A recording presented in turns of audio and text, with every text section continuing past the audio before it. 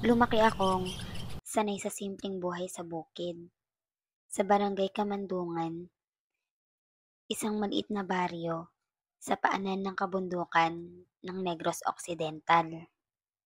Sa aming baryo, hindi uso ang simento, putik ang daan, lampara ang ilaw, at radyo ng libangan tuwing gabi. Pero sa kabila ng payapang pamumuhay, laging may aninong nakabitin sa bawat kwento. Mga kwento ng hindi natin katulad.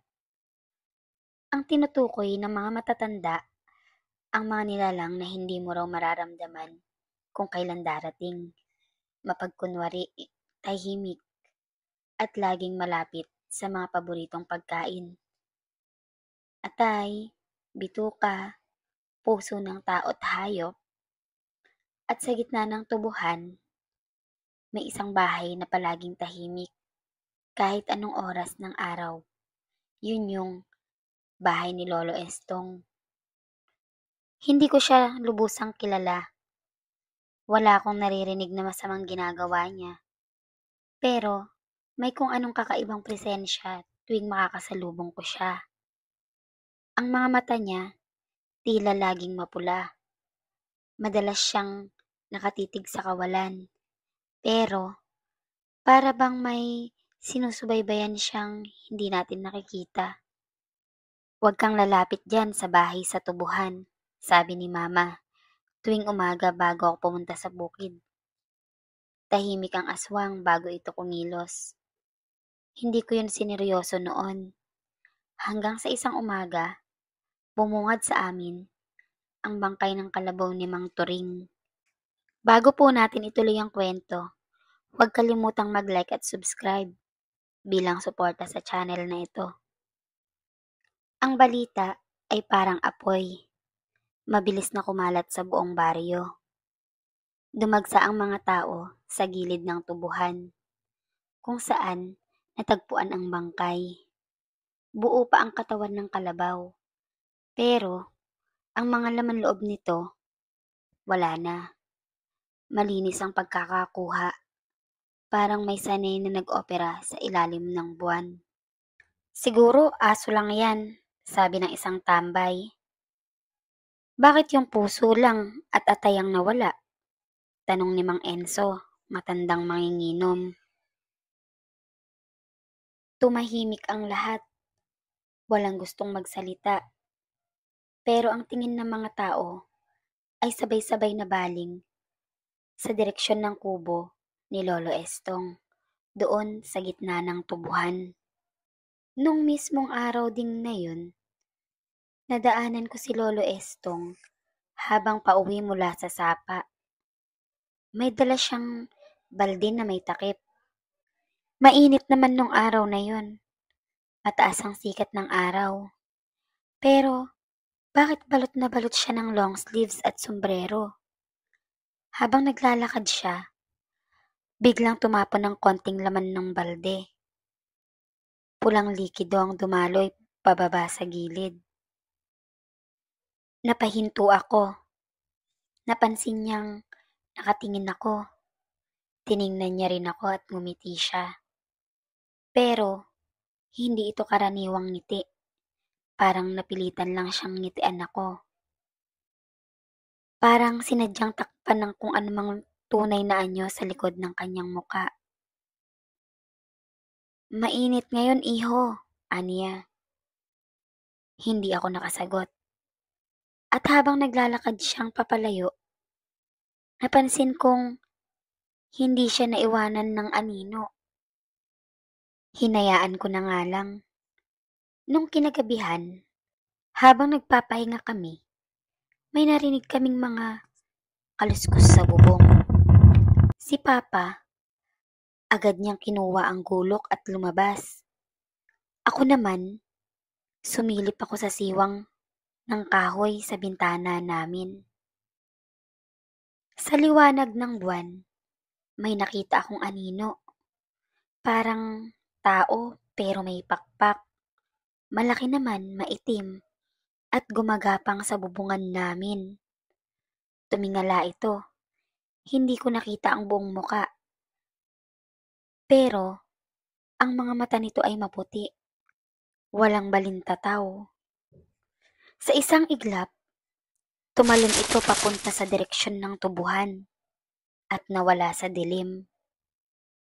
Kinabukasan, nakita naming may bakas ng mapuputing kuko sa bubong namin. Hindi naman yun daga.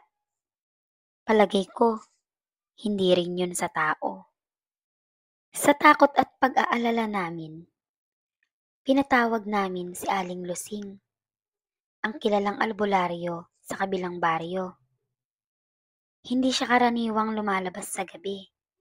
Pero sa pagkakataong ito, dumating siya. May dalang mga buntot pagi, itim na kandila, at langis ng nyog. Sa gitna ng tubuhan, nagtirik siya ng kandila. Doon niya ginawa ang ritual sa ilalim ng buwan. Ang nilalang na nagkukubli sa balat ng tao ay narito, bulong niya. Biglang humangin. At mula sa malayo, nakita naming nakatayo si Lolo Estong. Nakatingin siya sa amin mula sa dulo ng taniman ng tubo. Hindi siya lumapit, pero hindi rin siya umalis. Nang matapos ang ritual, hindi na ako makatulog ng gabing iyon. Habang tahimik na ang lahat, sumilip ako sa bintana.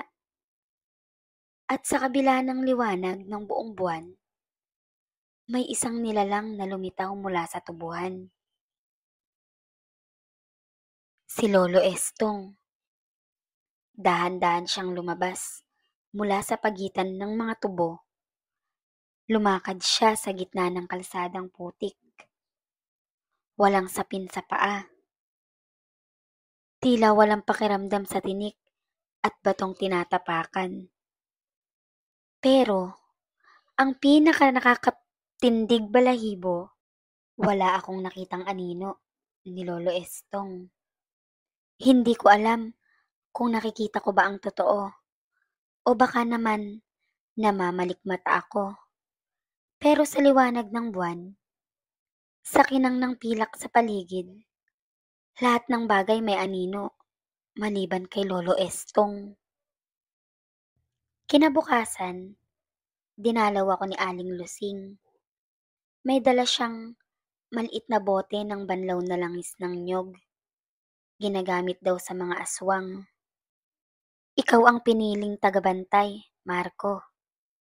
Itong langis na ito, kung itutulo mo sa palad mo't na mula, may nilalang na masama sa paligid. Kaya sinunod ko siya. Tinulo ko ang langis sa palad ko. At unti-unti itong naging kulay dugo. Walang hangin, walang ingay. Pero ang paligid ko'y tila bumigat. Isang palatandaan daw yon na nandito siya. Isang araw, napansin kong may bagong kasama na si Lolo Estong. Isang itim na aso. Hindi ko ito nakitang dumating. Wala ring nakakaalam kung saan galing. Pero isang bagay ang malinaw. Matatalim ang ngipin nito at pulang mga mata. Minsan, dumaan ako sa tapat ng kubo ni Lolo Estong. Sumalubong yung aso sa akin. Nakangisi. Tila tao ang ekspresyon. Parang hindi ito basta aso. Kinagabihan, may batang nawala. Si Berto, anak ni Mang Pido. At ang huling nakakita sa kanya ay si Lolo Estong. Sa gitna ng dilim ng gabi, nakita ng isang lasing si Lolo Estong. May bitbit daw na malaking sako, puno ng likido, dumudugo at mabigat. Ang sabi pa nga ni Mang Endo, bumati ako sa kanya, pero hindi siya sumagot. Sabi ko, magandang gabi ho, Lolo Estong. Pero dumiretso lang daw siya sa tubuhan at biglang nawala daw. Kinabukasan, may natagpo ang sako sa loob ng tubuhan. Nakabukas pero walang laman. Pero amoy bulok na karne at dugo. Walang makapagsalita. Walang makapagsabi kung ano ang tunay na nangyari. Pero napansin ko na ang mga nanay sa baryo, pati na rin si mama, isa-isa nilang kinakalabit ang mga anak nila. Pinagbibilinan na wag nang lalabas kahit maliwanag pa ang buwan. Si Berto, ang nawawalang bata, ay nakita kinabukasan, pero patay na. Nasa ilalim siya ng puno ng tubo, nakayakap sa sarili, at tila sumisigaw kahit patay na. Nakadilat ang mga mata niya, at ang kanyang mga palad, may mga marka ng kuko, malalalim.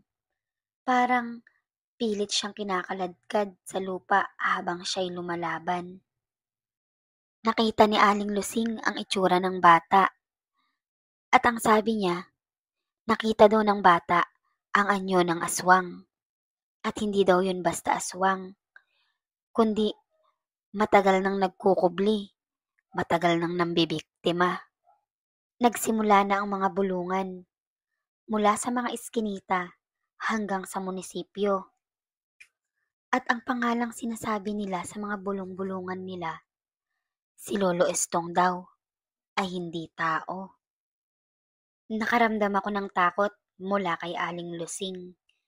Sabi nila, kapag ang albularyo ay natatakot, alam mong may mas malaking panganib na paparating.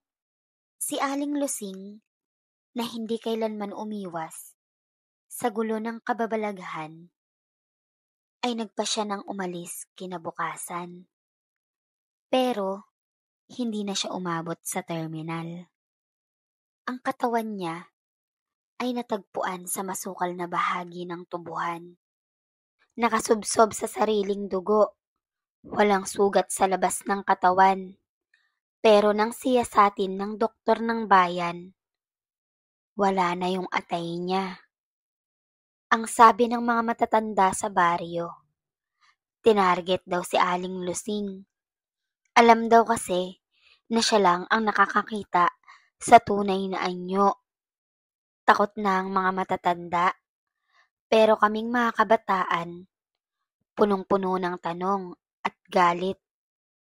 Lalo na si Tonyo, ang apo ni Aling Lusing. Ang sabi ni Tonyo, hindi tayo pwedeng tumahimik lang. Wala na ang lola ko. Tayo naman ang isusunod.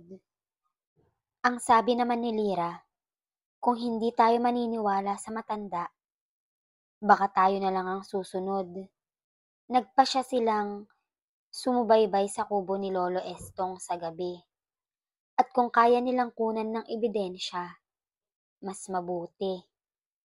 Nung gabing sumusubaybay na kami, nagtago kami sa mga damuhan malapit sa tubuhan. Mahigpit na ang kapit ko sa kamera. Si Tonyo naman sa kutsilyo at si Jello sa holy water, habang si Lira sa rosaryo ng kanyang ina. Sa katahimikan ng paligid, ilaw ng buwan, tanging kaluskos ng tubo lang ang maririnig. Biglang bumukas ang pinto ng kubo. Lumabas si Lolo Estong, pero iba na siya. Mataas na ang katawan, mahaba ang mga kuko, at naglalagas ang balat. Sa bibig niya, may tumutulo pang dugo. Bitbit niya ang isang sako na parang may kumikilos mula sa loob. Parang may buhay. Hindi kami nakapagsalita. Nang binuksan niya ang sako, sumilip kami sa lente ng kamera at nakita naming tao ang nasa loob at buhay pa. Kinabukasan, pumasok si Tonyo sa kubo nang wala si Lolo Estong. Sa ilalim ng lamesa, Natagpuan niya ang isang lumang kahon na may simbolong hindi niya maipaliwanag.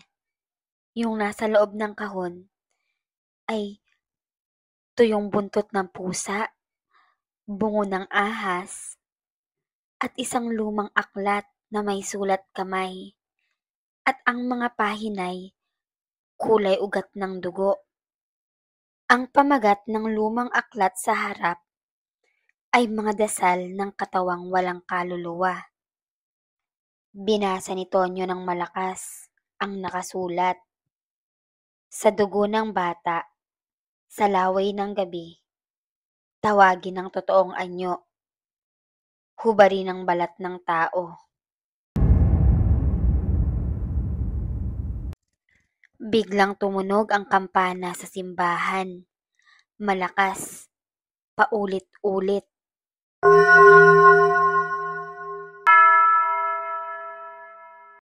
Sa bawat pagtunog ng kampana, naramdaman naming may gumising sa paligid ng tubuhan. Nang gabing yon, umuwi kami na pagod, takot, at puno ng tanong.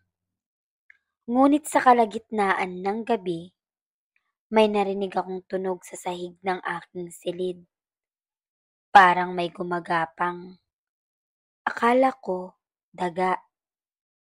Pero nang ibinaba ko ang aking muka upang silipin sa ilalim ng kama, may isang kamay na mahaba ang kuko ang kumalabit sa paa ko. Tumayo ako at sumigaw. Subalit pagdilat ng mga mata ko, wala na to. Ngunit sa sahig may naiwan. Isang tilad ng balat na parang naglulunoy sa dugo. Dinala namin ni Tonyo ang nahanap niyang aklat sa simbahan. Doon namin ipinakita kay Padre Jericho, ang natatanging pari sa bayan na may alam sa sinaunang dasal panlaban sa itim na mahika. Binasa ni Father Jericho ang aklat at ang nakasulat, ang aklat na ito ay hindi basta kulam. Ito'y panata ng aswang. May sinumpaang ritual na nagbibigay ng walang kupas na lakas kapalit ng laman ng tao. Bumalik kami kinagabihan sa kubo. Wala si Lolo Estong. Binuksan namin ang silong. Madilim. Tanging ilaw lang ng flashlight ang nagsisilbing liwanag namin. Sa ilalim ng kubo, may nakatagong altar na may mga larawan ng bawat batang nawala. Mga bungo at mga putol na daliri sa garapon. At sa gitna ng altar, ang matandang larawan ng batang Lolo Estong. Hindi tumatanda. Sa pagbabalik namin palabas ng silong, biglang tumahol ang itim na aso ni Lolo Estong.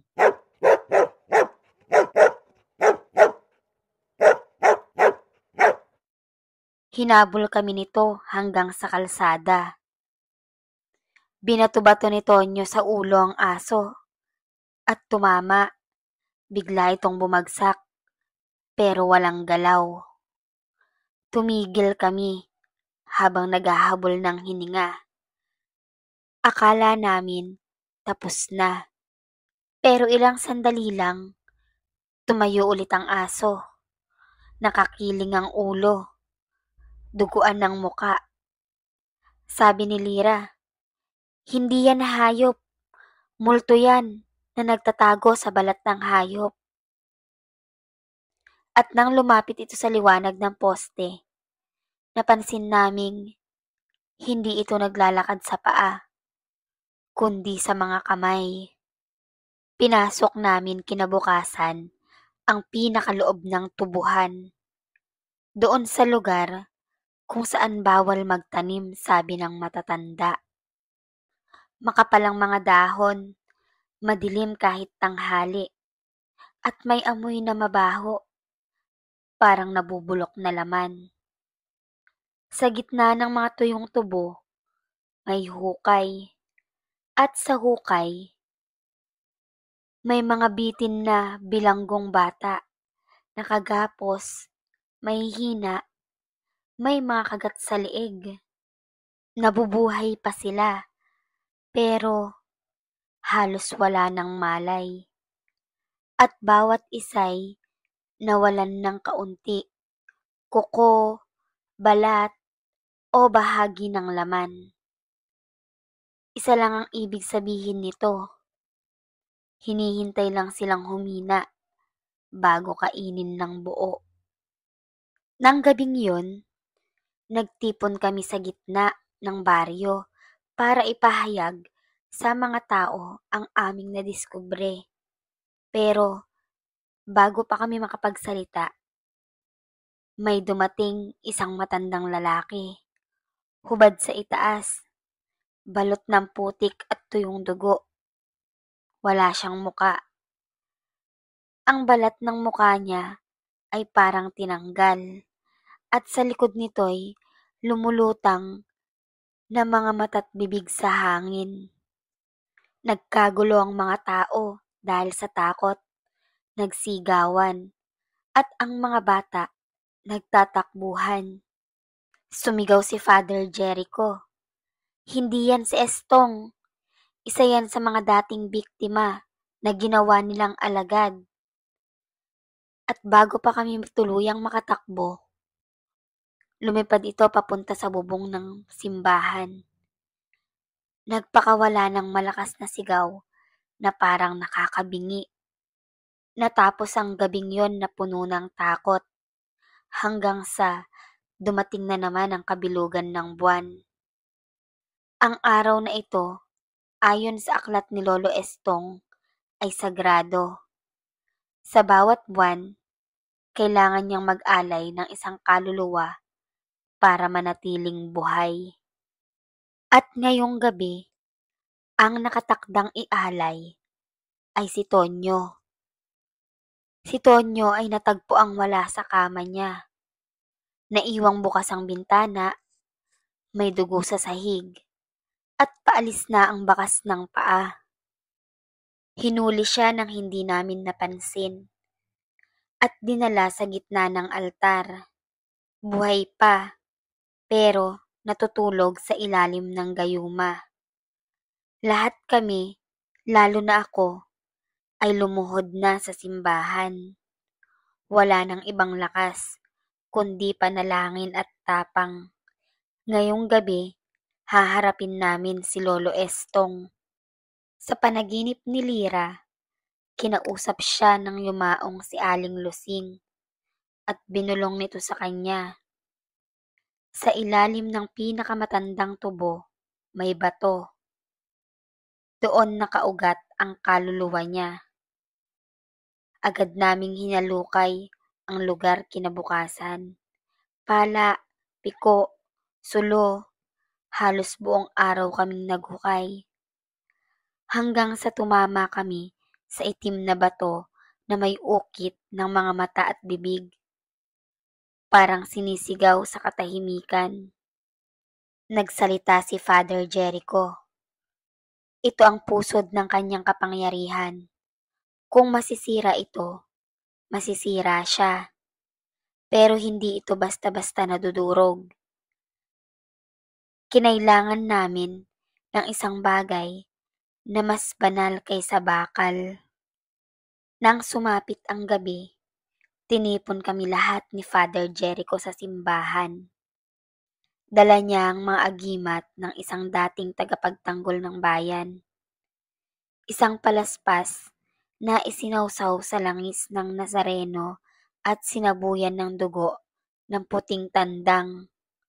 Binigyan niya kami ng kanya-kanyang bitbit. Ang kay Lira ay rosaryo ng abadesa.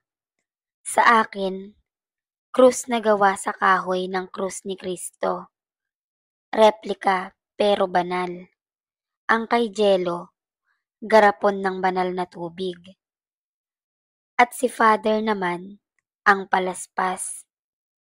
Sabi ni Father Jericho, Ito ang magiging armas natin.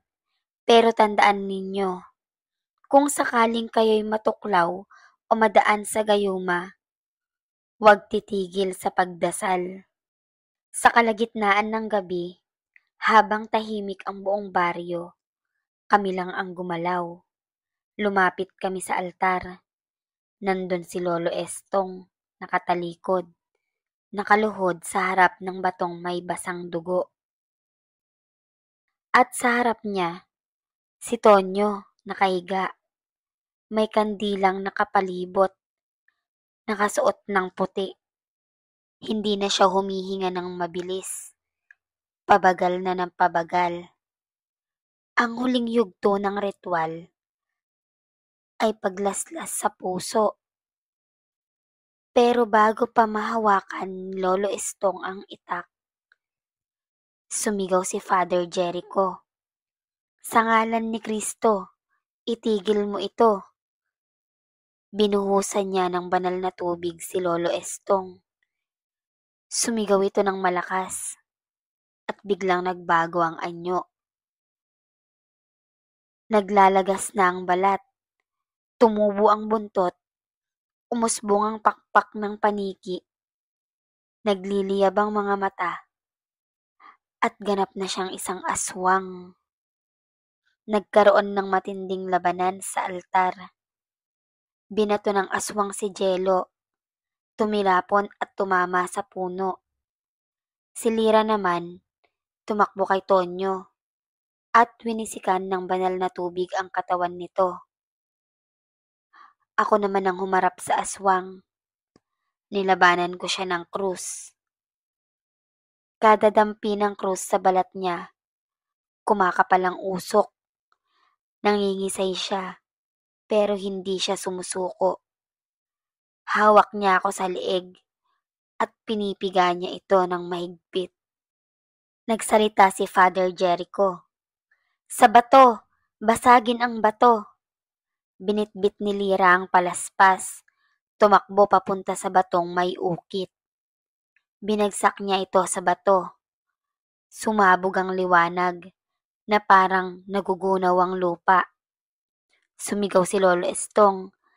Parang libo-libong boses ng impyerno ang sabay-sabay na nasusunog. Kinaumagahan, araw ng linggo, tumigil ang ulan.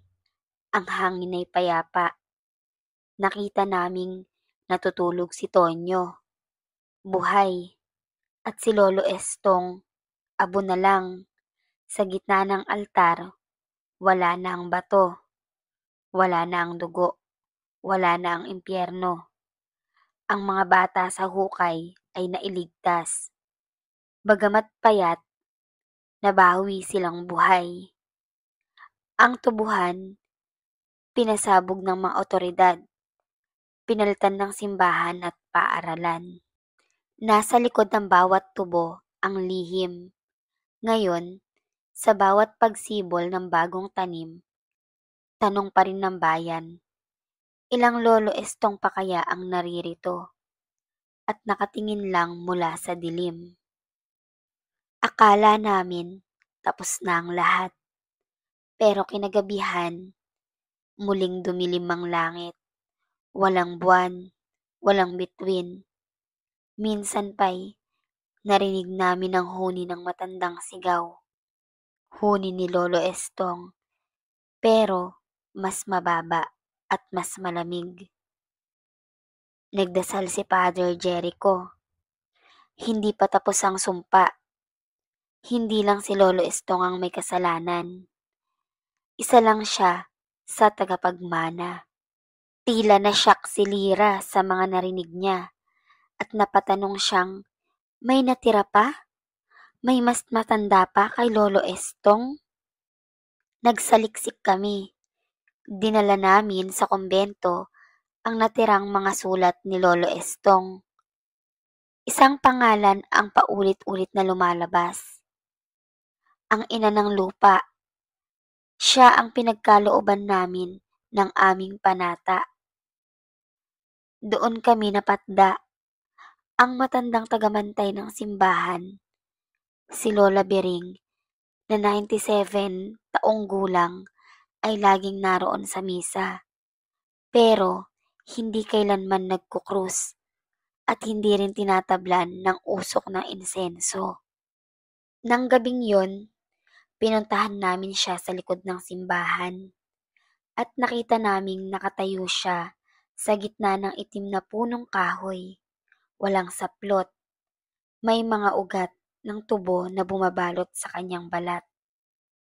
Ang sabi niya, "Ako ang ugat ng ugat, ako ang pinanggalingan. Si Estong ay anak ko sa panata." Isang huling dasal ang inilabas ni Father Jericho. Isang dasal na hindi ginagamit kundi sa pinakamapanganib na oras, ang pagsunog ng kaluluwa. Sa dasal ni Father Jericho, ang sabi niya, "Sa ngalan ng Ama, ng Anak, at ng Espiritu Santo, ibalik sa lupa ang kinuha ng lupa." Lumindol, sumigaw si Lolang Bering. Pumutok ang balat niya at sa ilalim nito'y ugat ng tubo, hindi dugo. Hinawakan niya si Lira. "Kung ako'y mawawala, isusumpa ko sa bawat butil ng tubo, babalik ako." Pero sa huling iglap, sinaksak siya ni Lira gamit ang krus na benendisyonan ng lahat ng baryo. Sumabog ang liwanag, nag-iba ang lupa, ang tubuhan ay nagkalasog-lasog. Makalipas ang 3 araw, nagliwanag muli ang baryo. Ang hangin ay mabango, ang lupa ay wala ng amoy ng dugo. Ang mga nawawalang bata ay nakahanap ng bagong tahanan. Si Tonyo, gumaling at bumalik sa pag-aaral. Si Jello at si Lira, naging magkaibigan at balak magsama sa paglilingkod sa komunidad. Pinalitan ng tubuhan ng isang paaralan at isang bagong simbahan. Sa harap nito ay may isang bato. Ang dating batong pinagmulan ng sumpa, ngayon ay ginawang altar ng pag-asa. Hanggang dito na lang ang aming kwento. Maraming salamat.